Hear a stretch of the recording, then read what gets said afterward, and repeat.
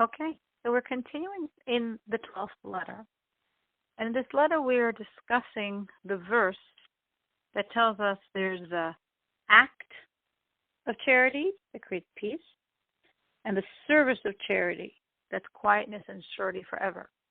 So yesterday and today, we're focusing on the first half of this phrase, the act of charity that creates peace.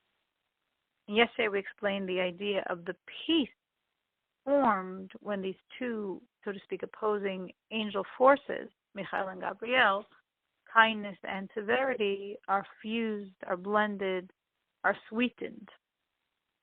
So continuing today, to create this peace between these two angelic forces, we said we need an enormous manifestation of the infinity of God, because that is what nullifies and fuses these two forces together for them to join and be at peace. So what causes this great radiance of the infinity of God? Our acts of charity. And not just giving the money, but in a benevolent fashion. When you give the poor person who has nothing of his own the donation, and also you pick up his spirits with warm and supportive words. He's given the life through your money and graciousness, kindness, compassion. When we do charity in this fashion, it arouses the intense illuminations from the infinity of God, which, as we discussed yesterday, causes the nullification and fusion and sweetening, blending of God's kindness with God's judgment. Now we're going to discuss how this act of charity is also impacting the person who's giving the charity in terms of our own personal battle with the evil of our animal soul. Our job here, a very important one of our jobs, is to refine the animal soul, to separate the good in it from the evil and to elevate that good. The normative way of doing this is from below upward, meaning each attribute of the godly soul battles its counterpart in the animal soul to refine it. Your divine love for God purifies your animal's lust,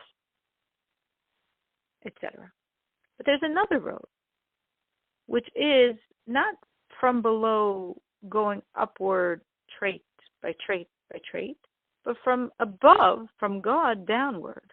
When you draw down a divine light on yourself, then the attributes of your animal soul spontaneously become purified and elevated within this light, which is like in the times of the Messiah, when the world as a whole will be purified of all evil, because God will be so manifest then, and that will cause the removal of all impurity from the world. So we can do this to our animal soul. One way is through studying Torah for the sake of God, altruistically, without any thought even of a spiritual gain. This draws down this godly illumination, which enables this refinement of the animal soul. And another way is when a Jew does this act of charity, drawing God's energy on you that specifically is revealed during times of prayer, which again enables the extraction of the good from the animal soul and separation from the evil of all the animal soul. So we will refine, separate, elevate the good, and the evil gets, so to speak, like discarded.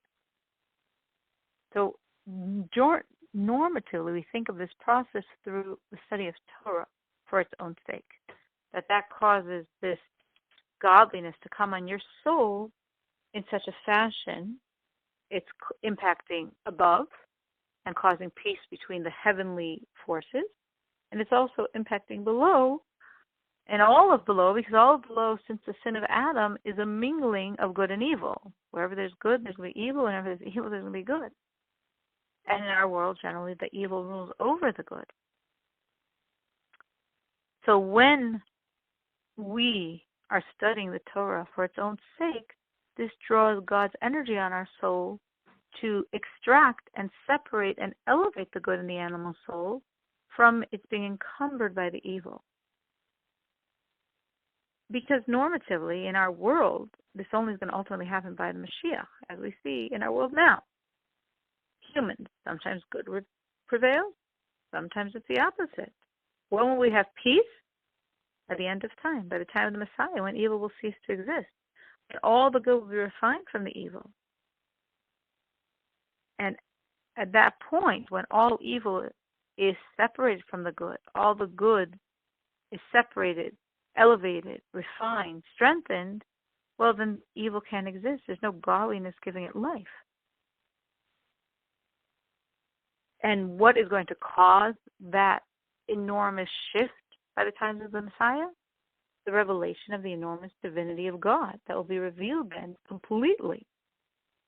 So just as it's true that the whole world will experience this by the time of the Messiah, for us personally, in our most godly time, when we find God during prayer, or other times designated for secluding yourself with God, each person, as per our deeds, we can have a taste of this refinement, normally achieved by engaging in the study of Torah for its own sake, which then brings down this enormous godliness during prayer, which causes this refinement of the animal soul, or, as we're saying, by means of charity.